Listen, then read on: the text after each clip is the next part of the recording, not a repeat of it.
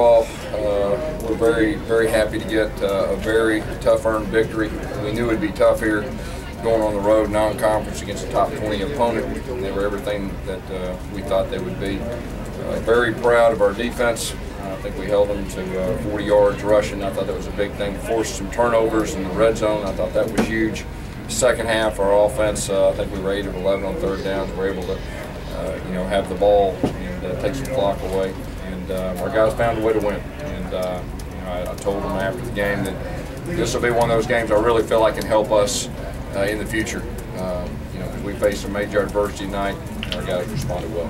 Questions? Gus, 3rd and 9 from your own 37 there. When you call the timeout, what's going through this thought process to call a pass? Yeah, well, I mean, you're just trying to predict what defense that they're going to play. And, it's kind of one of those deals that, hey, you run the football, you take away 40 seconds and you give them a chance to win the game, or you can go ahead and just try to win the game yourself. And we just felt strong that, hey, let's give our guys a chance to win the game here. And we caught them in a defense that we liked, and it worked out. Gus, talk about Duke after he dropped that pass.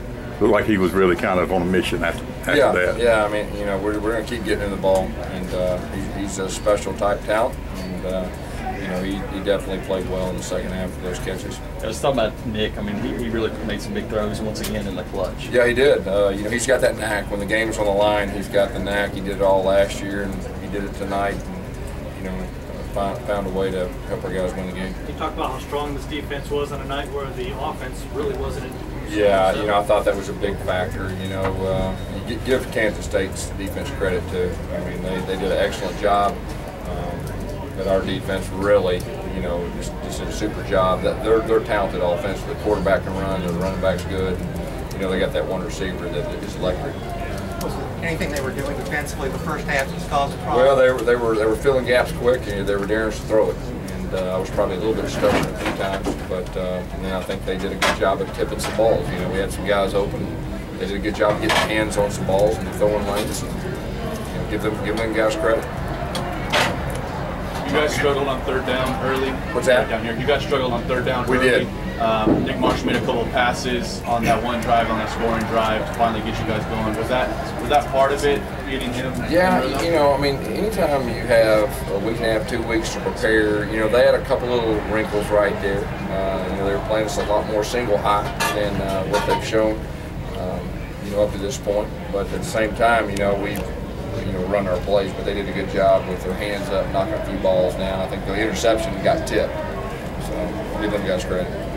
Looked like there was an opportunity to have some penalties called against Kansas State that didn't happen. The thing about it, I mean, it was a tough earned victory. On the road, against a non-conference team, you got to play well. You got to overcome some things. How about the way Josh Holsey played in the league? I thought Josh Holsey did an excellent job, and I thought you saw some other young guys out there, inexperienced guys, and they were playing their tail off, and that will help us, moving forward, with our depth. How long did he have to prepare to know he was going to be moving into safety and starting? I think 2 days. We were talking about K-State's receiver Lockett. How big was that to be able to contain him overall? I thought that was a big key to the game. He's such an electric player. He's an impact player, and a lot of our focus was on him, and we tried to get our hands on him before he could get going.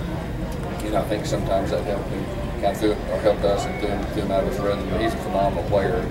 On punt returns, he really hurt us bad on his punt returns. Gus, you had to kind of shuffle some guys around the secondary. Trevon Reed comes up with a big play for you. Very proud of Trevon. I mean, you're talking about a guy that hadn't played defense but the spring, and then to go out there and play one of the better receivers in college football and played him pretty well. I was definitely impressed with him. He had the big interception, I guess, in the fourth quarter that helped us too. Gus, you referenced already on a couple of occasions how this being a tough, hard-earned victory. As a coach, do you prefer a game like this? Well, after they're over and you win, yeah, you definitely do. It'll help us moving forward, because even though last year's team would handle adversity as good as any team I've seen, this year's a new team. We got a lot of guys back, but it's a new year, and so we learned a lot about our guys. And I told them in the locker room, very proud of them to find a way to win. A lot of teams couldn't win in this environment against a team that talented. That they played their guts out. We knew they would, and it was good for us. And so hopefully that'll help us move. Receivers had 3 or 4 drop passes there, especially the first 3 quarters. Just Talk about the response in the fourth quarter. Yeah, I mean, it was, you know, it just, you know, when you're playing on the road and you're playing a good defense anyway, and then you hurt yourself and then you start pressing, and I think that was some of it.